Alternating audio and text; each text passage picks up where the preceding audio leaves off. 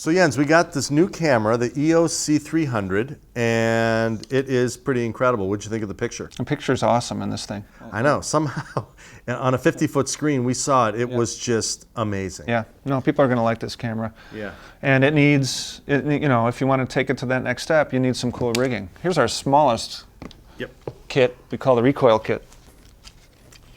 There's not much to it, which is nice. It's very light, and it's like just becomes part of your head now. Turn profile so they can see this. What's interesting about this configuration is there is no back heavy, front heavy problem here because it's literally sitting entirely on your shoulder. Right, no counterweight. Instead of this camera being kind of long like other cameras of its class, this one goes tall. When you configure it like this and put it all on your shoulder, man, there's like hardly anything to it. Your cheek gets in there like it's supposed to. You're holding it, man. I can hold this. But it becomes part of your head and moves it with your body. It's kind of nice.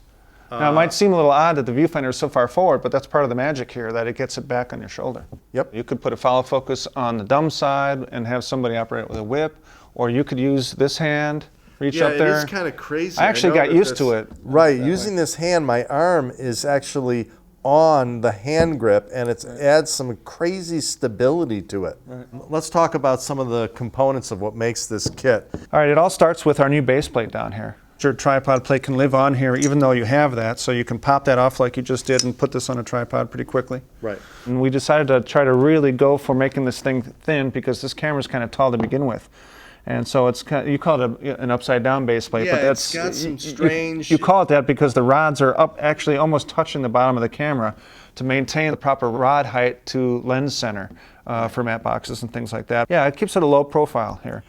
If you didn't do that and you had to like step up the rods, then your plate is coming much farther down and the thing is getting much taller and you're losing real estate on the front rods for mounting follow focuses and things. That's a huge problem. So like really what you got going here, this camera has this toe section which you can see. If you bring your follow focus all the way to where the base plate and the toe meet, and you use a follow focus where you can put the gear and it can jump back towards the body of the camera, in this configuration, you can get that follow focus to almost to the camera body. Almost to the camera body. So you're covered there. What you might notice is a little strange too is that we have 60mm spaced rod holes, I should say, coming out the sides. Same with this side as well.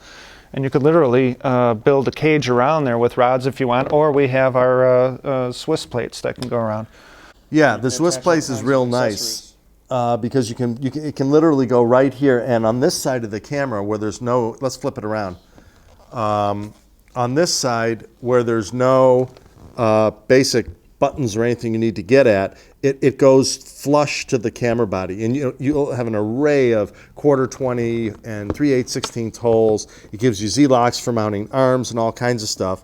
So basically, we're showing the kit here, but there's all kinds of accessories that you can add on to here. And some of our other videos that are going to show the different accessories you can see in the series here will show you a million ways you can rig this. Of course, with this camera, it's got a cool design to where you can articulate their handle on here and even remove it. And so what we've done is we've made it so that you can extend this handle down to where like our hand grip would be, and now you can control the camera, start, stop, get into the menus, and do all the things that it's capable of doing when it's connected to the camera. Okay, the Recoil kit.